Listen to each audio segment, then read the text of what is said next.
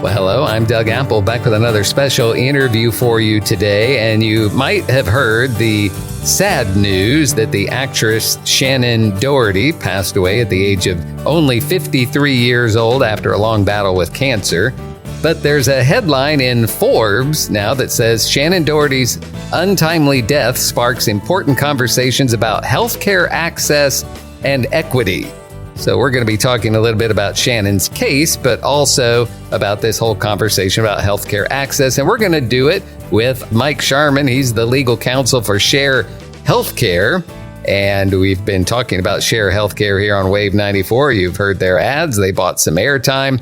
But we like to talk with Mike, and we can talk about things that are happening in the world, in the country, current events, and then especially how they tie into healthcare and how Share Healthcare can be very helpful to you and your family as a Christian nonprofit healthcare sharing ministry, which you can read more about at sharehealthcare.com. But let's talk about this Shannen Doherty case and this article in Forbes. One of the things it says here is that she ended up with this long battle of cancer, but it started back when the company she hired to make her healthcare premium payment didn't do it in 2014. So she had to wait until re-enrollment in 2015.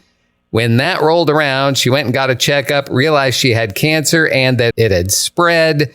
So she even filed a lawsuit because that waiting time really cost her perhaps her life instead of having a checkup in a more timely fashion. Let's talk some about this. Mike Sharman, I will turn it over to you. You know, one thing that is a baseline issue we might want to just chat about is self-sufficiency, doing things on your own. Now, obviously, as an actress, she was busy. As a person of some wealth, she had finances she wanted to have other people help her with. But this article mentioned that she had a firm that she had hired, basically being a business management firm, for tax and accounting and investment services, and also to make her health insurance premium payment. Well, Share Healthcare is all about self-sufficiency to the degree we can. Now, it does have us share one another's medically necessary medical expenses.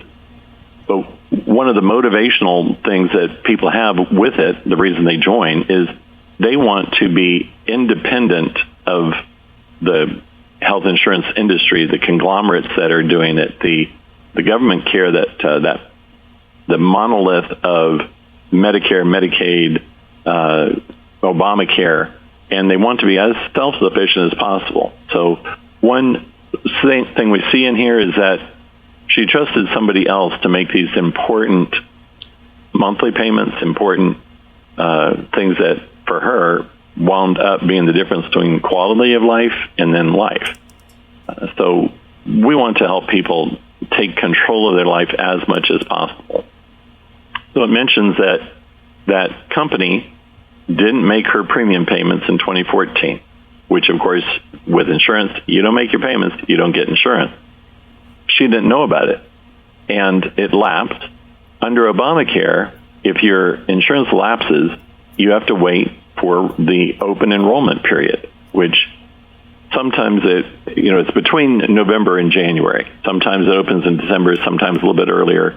It depends upon the state, and then also when the feds will announce it too. But she had to wait.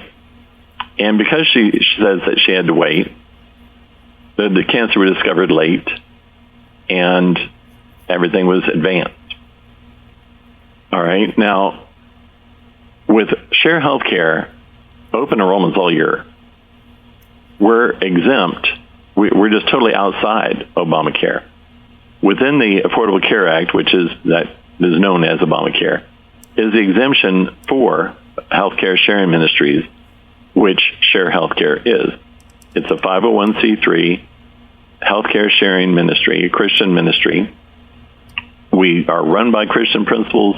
That's our mission statement. And we're completely composed of Christians. It's Christians helping Christians with their medically necessary medical expenses. In this article about Shannen Doherty, it mentions also that one of the problems for actors generally is that they're classified as independent contractors, not really an employee of this film, but an independent contractor. And they mentioned that independent contractors have more of a difficulty getting health insurance than anyone else. That's true.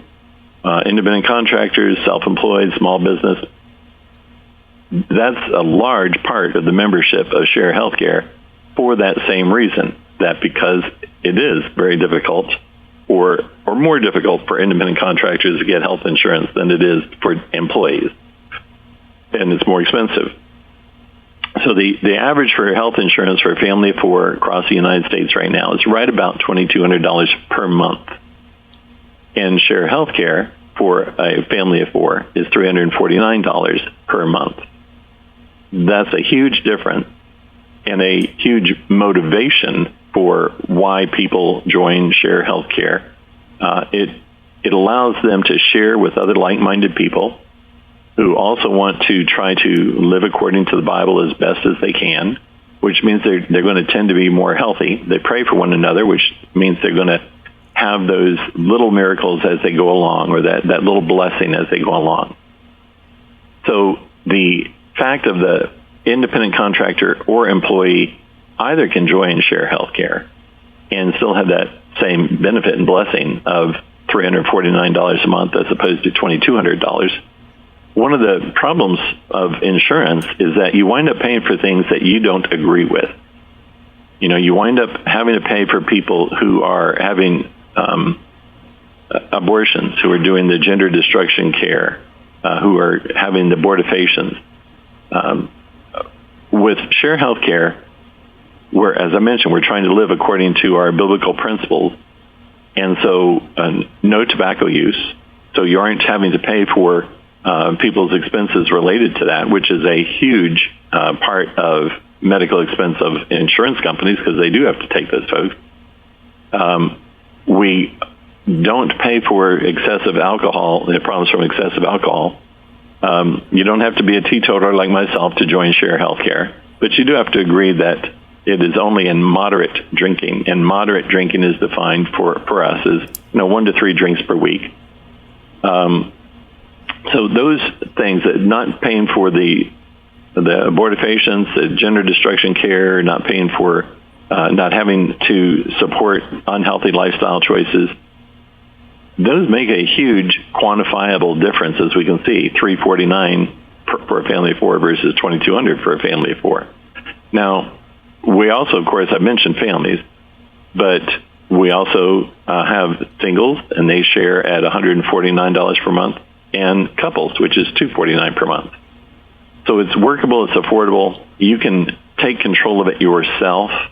Then your doctor gets to provide the care for you that they think is necessary. So there's that degree of self-sufficiency there too. You don't have a healthcare monolith dictating to you what type of care you must have, or dictating to the doctor you can only do these procedures and not those.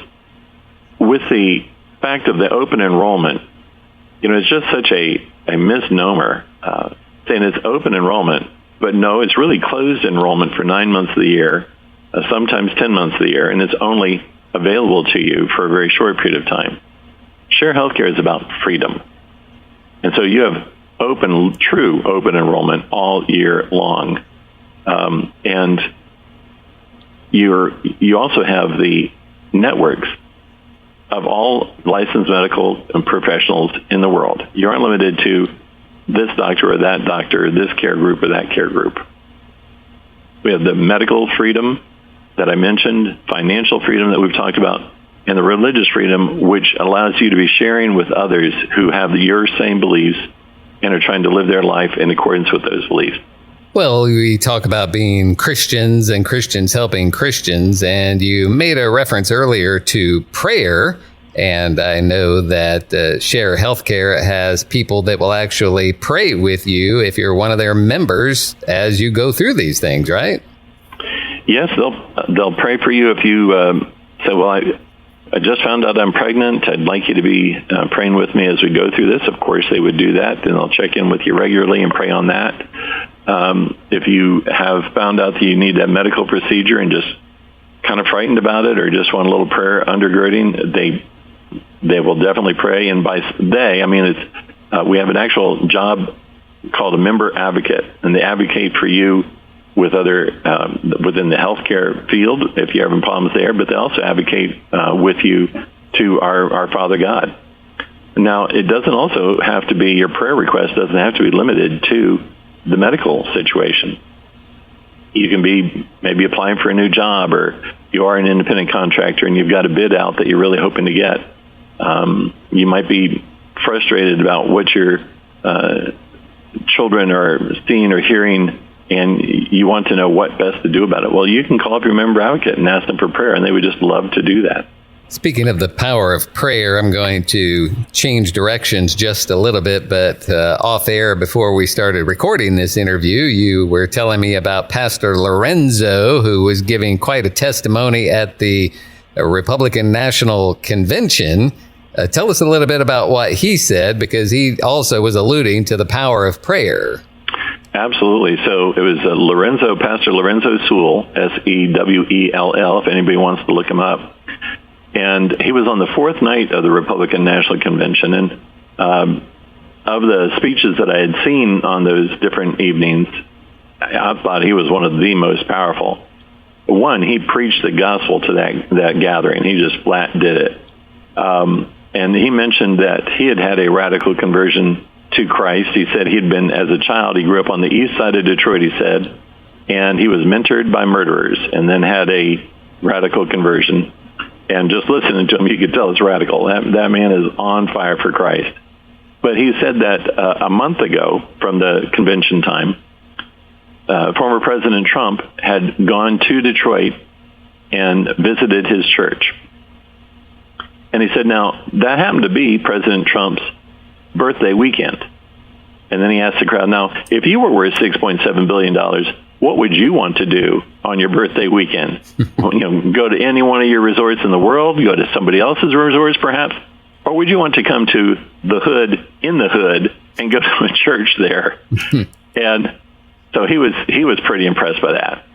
And then he said, and if you were that rich, if you could do anything you wanted in the world, what would you ask for your birthday? And he said, well, President Trump asked for prayer. And he said, we did pray for him, and we've been praying for him. And he said, and we saw the result of that prayer that Saturday evening in Butler, Pennsylvania. And he said that was the millimeter miracle, is what he called it.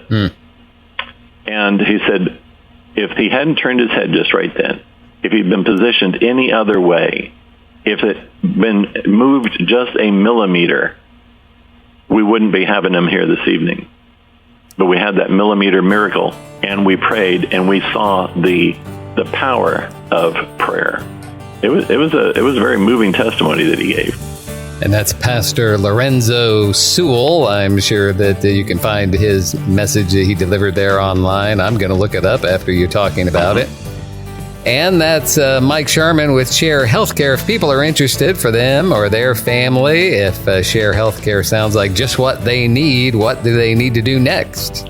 Probably go to our website, sharehealthcare.com. Look it over. There's, of course, a lot of material there.